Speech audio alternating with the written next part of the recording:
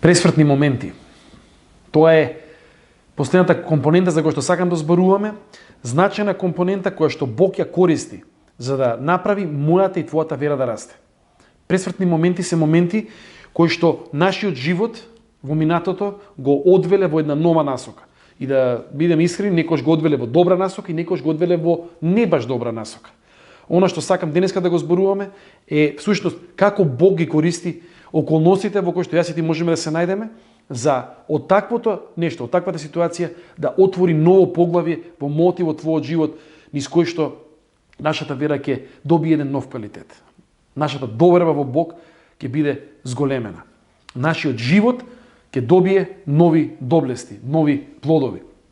Пресвртните моменти, ако погледнеме назад во нашиот живот, имаме пресвртни моменти кои што се добри, одеднаш ни се случува нешто добро само по себе, го добиваме како дар и мене ми се тие многу драги, но најчесто во мојот живот, претпоставам и во твојот живот, најчесто пресвртните моменти се случувале во ситуации кои што се тешки. Ситуации кои што се предизвик сами по себе. Ситуации во кои што ние не сме знаеле каков ќе биде исходот, ситуации кои што се стресни, ситуации кои што наликуваат на оваа ситуација во која што се наоѓаме, а тоа е оваа корона која што речиси година дена го парализираше светот, парализираше стопанства, парализираше нации, градови, семејства. И сакам денес да зборуваме токму за тоа, дека Бог не дека е извор тој на короната, Бог не може да биде извор на болест и на смрт, дека Бог може да ја употреби оваа ситуација во која што ние се најдовме, за да направи нешто ново во нашиот живот. И особено сакам денес да се обратам на вас кои што сте бизнисмени, зашто текстот кој што ќе очитаме во Евангелието според Лука или биографијата на Исус според Лука е бизнисменски. Бизнисменски за една група бизнисмени, еден семеен бизнис од први век наша ера, кој што заглави. За жал, оно што го слушам од мои блиски пријатели, од луѓе кои што ми зборуваат, имав таков разговор сега пред неколку дена, мој драг пријател ми вика, само што зборев денеска со сметководителот, споредбено со истиот ден минатата година, профитот ми е паднат 96%. И можам да замислам што тоа само значи кога имаш бизнис, кога имаш вработени, кога си имал бизнис планови, сите вие сте правеле бизнис планови на крајот на 2019 година и се надеваш на развој, се надеваш на нови пазари, на повеќе профит, на квалитетни продукти и одеднаш се случува оваа корона. И за жал, тоа што го слушам овде во Скопје и низ Македонија и низ овие мои пријателства и контакти од светот, сегде е тешко, бизнисот е на шкрги. Текстот кој што ќе очитаме денес е токму таков. Како Бог употреби еден таков контекст, тежок контекст на еден пропаднат бизнис план за една група на семени бизнисмени, риболовци, да можат да влезат во следното поглавие на нивниот живот. Текстот кој што ќе очитаме се наоѓа, како што кажа, во Евангелието според Лука, тоа е биографијата според Лука, на Исус според Лука, 5 глава, од првиот стих ќе читаме па се до 7 стих. Еднаш кога народот се притискаше кон него за да го чуе Словото Божјо, тој стоеше покрај Генесаретското езеро. Тогаш вида два кораба што стоеа покрај езерото, а рибарите беа излегле од нив и си ги плавеа мрежите. Тој влезе во еден од корабите, кој беше на Симон, па го замоли да отплови малку од брегот, па седна и почна да го поучува народот од коработ. А штом престана да говори, му рече на Симон: заплови кон длабочините и фрли ги мрежите своји за лов. Но Симон му рече: учителе, цела ноќ се трудевме и ништо не уловивме.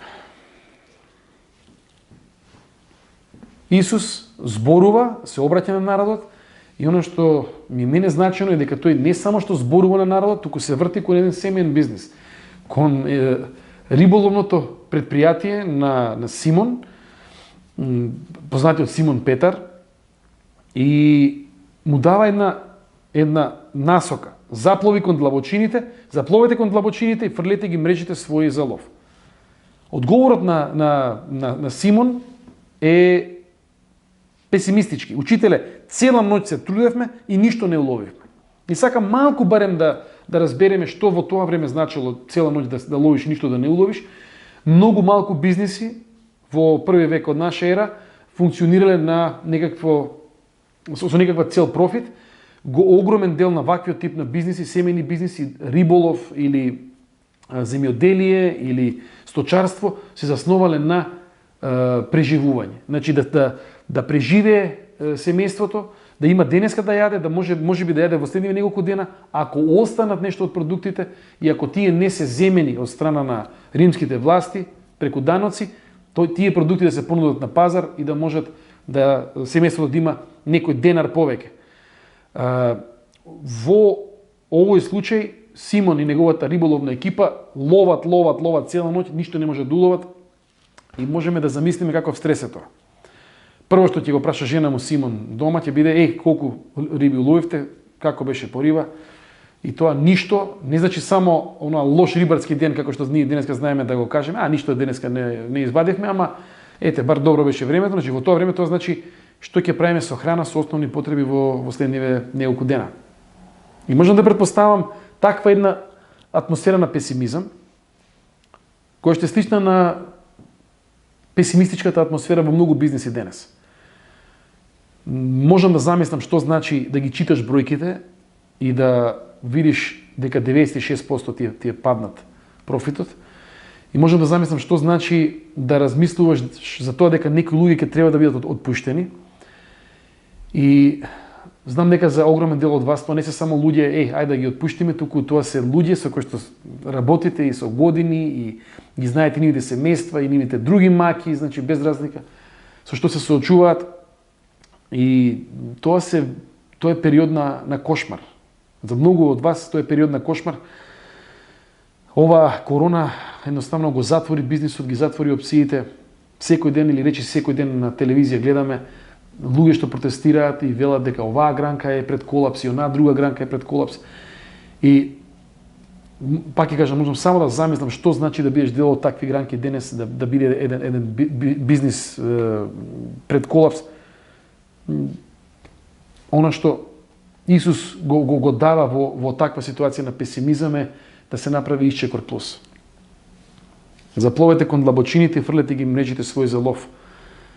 На Симон и на неговата екипа му заповеда наспроти околностите, наспроти песимизмот, наспроти веројатно сите оние мантри за страв, кои што сите ние ги имаме во вакви ситуации. Кога имаме финансиска криза, кога имаме здравствена криза, а јас и моето семејство се соочуваме со една таква здравствена криза, многу често ние знаеме да почнеме да размислуваме само за неуспесите од минатото и да си повторуваме на себе си или да подлегнеме под притисокот и да си кажеме ова ќе биде како што тогаш не успеавме и ова ќе биде како што тогаш не испадна оваа или онаа работа. Значи ова е момент на огромен притисок.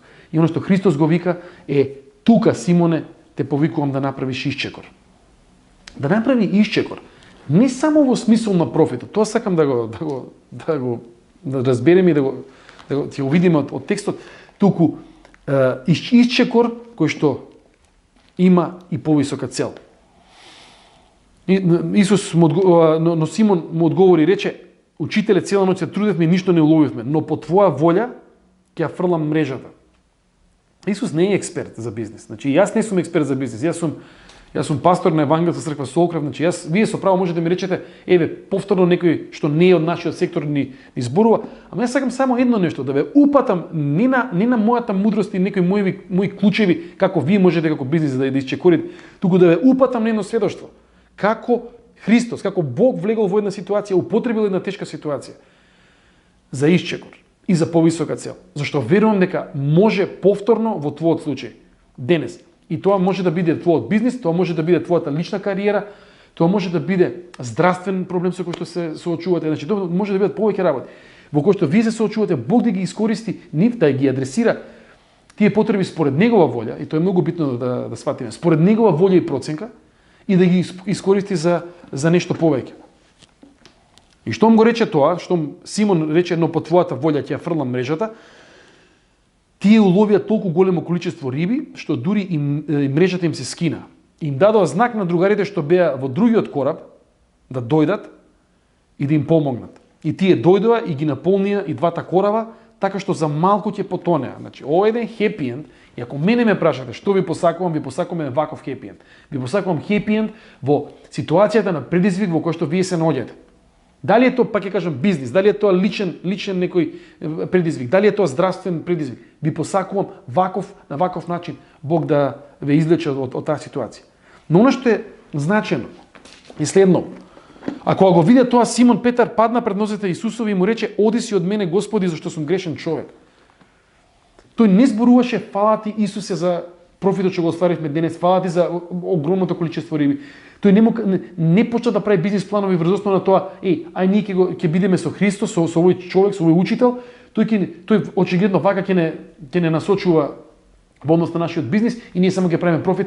Тој разбира дека тој има работа со некој кој што е многу повеќе од човек. Никој во тоа време нема вакво искуство да му дојде некој човек кој што тие го викаат раби, зашто не знаат дека е син Божи, значи не знаат дека е Бог помеѓу нив, и да им каже: ајде влезете во бродовите, ловете и уловете, и тие да уловат волку голем улов. И Петар се дефокусира на оно што му беше примарно до пред некој време, за да отвори нешто што ќе биде најзначајно поглаве во неговиот живот. Да почне да го запознава Бог, да почне да го запознава Исус Христос. И мојата молитва за мене, и за тебе, и за нашите ситуации во кои што се наоѓаме е токму таа. Колку и да се тешки, колку и да мислиме дека немаме сила, да не дозволиме стравовите и неуспесите од минатото да не дефинираат, да не парализираат и да не можеме да направиме исчекор напред. Ова е можеби време во кое што ти треба да направиш нов бизнис план. Ова е можеби време во кое што ти и јас треба да направиме некој нов исчекор во однос на здравието. Ова е можеби време во кое што ние треба да преобмислиме работи. И оно што е суштински, да си го поставиме прашањето за нашето постоење, за нашиот живот.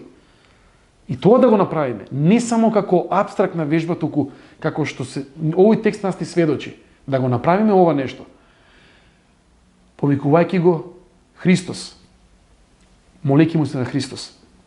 И вака сакам да завршам. Ова сакам да биде еден аманет на крајот на ова што го споделувам.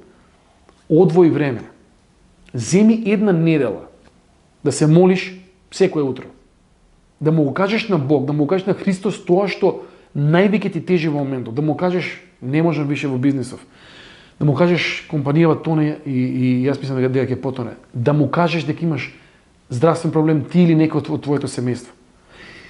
И оно што јас го гарантирам е следново. Гарантирам дека Господ тоа ќе го слушне и дека ќе го одговори на негов начин.